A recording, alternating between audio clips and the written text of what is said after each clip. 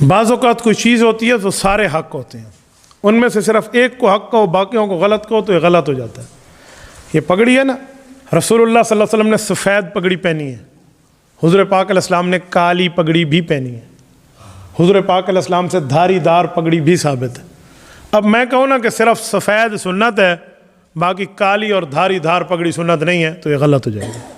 میں کہوں گا یہ بھی سنت ہے اور کالی بھی سنت ہے اور دھاری دار پگڑی بھی سنت ہے، کیوں؟ یہ رسول اللہ صلی اللہ علیہ وسلم نے پہنی ہے۔ تو جو کام اللہ کے رسول سے ثابت ہو نا اس کو کبھی غلط نہیں کہتے۔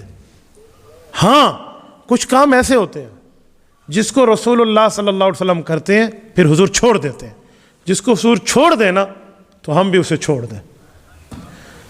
جس پر رسول اللہ عمل پیرا رہے ہیں ہم بھی عمل پیرا رہے ہیں، ہم بھی نہ چھوڑیں۔ میں مثال دیتا ہوں، حضور پاک علیہ الصلوۃ والسلام نماز میں رفع الیدین فرماتے تھے، یہ حضور کی حدیث ہے۔ صحابہ کرام میں حضرت عبداللہ بن عمر رضی اللہ تعالیٰ عنہ فرماتے ہیں حضور پاک علیہ السلام نے رفع یدین فرمایا تھا اور بعد میں حضور نے نماز میں رفع یدین چھوڑ دیا تھا، صرف شروع میں اللہ اکبر میں ہاتھ اٹھاتے پھر سلام تک دوبارہ ہاتھ نہ اٹھاتے۔ تو جب حضور نے کیا تھا وہ حق تھا اور جب حضور نے چھوڑ دیا تو ہم بھی چھوڑ دیں گے، بس یہ دین ہے۔ ہاں کوئی آدمی آپ کو کہے کہ آپ نے کیوں چھوڑا ہے، ہم نے حضور پاک کی وجہ سے چھوڑا ہے۔ اب کوئی بندہ کرتا ہے رفع الیدین، ہم اسے کبھی نہیں کہیں گے تیری نماز نہیں ہوتی، وہ حضور کے پرانے طریقے پہ عمل کر رہا ہے، وہ طریقہ نہیں ہے جو حضور سنت دے کر گئے ہیں۔ ہم نہیں کہیں گے تیری نہیں ہوتی لیکن تو پرانے طریقے پر ہے۔ حضور علیہ السلام کا موجودہ طریقہ کیا تھا، اللہ کے رسول نے چھوڑ دیا تھا۔ تو کبھی دوسرے پر فتویٰ نہ لگائیں۔ اور ایسے میں ان حضرات کو کہتا ہوں جو رفع الیدین کرتے ہیں کہ بھائی آپ پرانے طریقے پر عمل تو کر رہے ہو لیکن آپ ان پہ فتویٰ نہ لگائیں جو حضور پاک کے اب بھی طریقے پر موجود ہے۔ فتویٰ نہیں ہونا چاہیے، بات سمجھنی چاہیے کہ حضور پاک علیہ السلام کا یہ عمل موجود ہے۔ اسی طرح یہ جو ہاتھ باندھنا ہے، ہاتھ کہاں باندھیں؟ حضور پاک علیہ السلام سے ناف کے اوپر ہاتھ باندھنا بھی ثابت ہے اور ناف کے نیچے بھی ثابت ہے، دونوں طریقے ثابت ہیں۔ سینے والی بات نہیں، سینے والا کام عورتوں کا ہے۔ ناف کے اوپر اور ناف کے نیچے دونوں طریقے ثابت ہیں، لیکن سنت طریقہ کون سا ہے؟ ثابت تو دونوں، اوپر باندھو بھی نماز ہو جائے گی، نیچے باندھو بھی نماز ہو جائے گی۔ سنت کون سا ہے؟ حضرت علی المرتضیٰ فرماتے ہیں، سنن ابی داؤد کی حدیث ہے، ان من السنہ وضع الکف علی الکف فی الصلاۃ تحت السرہ، کہ ہمارے پاک پیغمبر کی سنت یہ ہے دائیں ہاتھ کو بائیں ہاتھ پہ رکھو اور ناف کے نیچے رکھو۔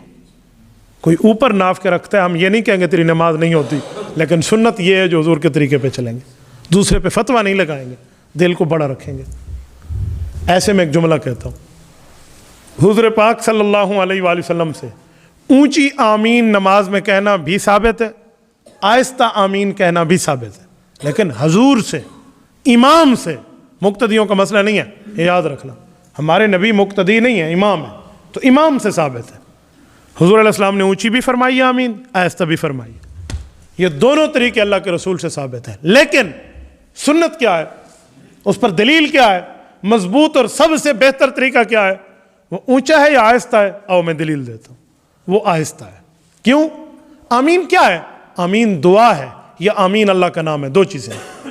حدیث پاک میں لکھا ہوا ہے آمین دعا ہون، صحیح بخاری کی حدیث ہے کہ آمین دعا ہے، یا آمین اسم من اسماء اللہ تعالی، اللہ کا نام ہے۔ اگر آمین دعا ہے تو قرآن میں ہے ادعوا ربکم تضرعا وخفیا، اللہ سے دعا مانگو تو آہستہ مانگو، یہ زیادہ اچھی ہے، تو پھر بھی آمین آہستہ ہو گئی۔ اور اگر اللہ کا نام ہے تو وذکر ربک فی نفسک، اللہ کا نام آہستہ لو، یہ زیادہ بہتر ہے، تب بھی آمین آہستہ ہے۔ لیکن کوئی اونچی کہے تو آپ نے اسے فتویٰ نہیں ٹھونکنا، ہم جو کر رہے ہیں یہ حضور کی سنت ہے، لیکن جو کر رہے ہیں ہم اس پر فتویٰ نہیں لگائیں گے، اپنے دل کو بڑا رکھیں گے، کیوں؟ وہ بھی ثابت ہے۔ ایسے ایک جملہ میں مزید سمجھاتا ہوں، یہ جو کانوں پر ہم ہاتھ اٹھاتے ہیں نماز میں، تو کانوں تک ہاتھ اٹھائیں یا کندھوں تک اٹھائیں یا سینے تک؟ حضور علیہ السلام سے تینوں ثابت ہیں، سینے والا بھی، کندھے والا بھی، کانوں والا بھی۔ تو کوئی ادھر ادھر اٹھاتا ہے تو آپ نے فتویٰ نہیں لگانا، لیکن سنت یہ والا ہے، ہم ادھر تک اٹھاتے ہیں۔ کیوں؟ ہمارے لیے دو حدیثیں کہاں گئیں؟ تو ہمارے امام صاحب نے جو طریقہ اختیار کیا نا، امام ابو حنیفہ رحمۃ اللہ علیہ نے، صحابہ کے شاگرد ہیں، انہوں نے بہت اچھا طریقہ اختیار کیا۔ وہ فرماتے ہیں کانوں تک اٹھاؤ، کہتے ہیں کیوں؟ یہ جو دو حدیثیں اس پہ عمل، وہ کہتے ہیں جب کانوں تک ہاتھ اٹھائیں گے نا تینوں حدیثوں پہ عمل ہو جائے گا۔ وہ کیسے؟ ہاتھ ایسے ہی جائے گا نا تو سینے سے گزرے گا، پہلی حدیث پہ عمل ہو گیا، کندھے سے گزرے گا دوسری حدیث پہ عمل ہو گیا, کان پہ پہنچے گا تیسری حدیث پہ عمل ہوگا, تینوں پہ عمل ہوگا. ٹھیک ہے, تو اسی لیے جو نہیں کر رہا نا ہم اس پہ فتویٰ نہیں لگائیں گے, لیکن اپنے طریقے کی دلیل تو دیں گے. کیوں؟ حضور کے دین سے ثابت ہے. میرے دوستو اسی طرح جو ثابت ہے, جو عمل کرتے اس پہ فتویٰ نہیں لگائیں گے, لیکن جو کام ثابت نہیں ہے, جو شریعت میں لکھا ہوا نہیں ہے, اور کوئی کرے تو وہ دین نہیں ہے, اسلام نہیں ہے, وہ بدعت ہے. یہ میں فرق سمجھا رہا ہوں. وہ بدعت ہے جو شریعت سے ثبوت ہی نہیں ہے.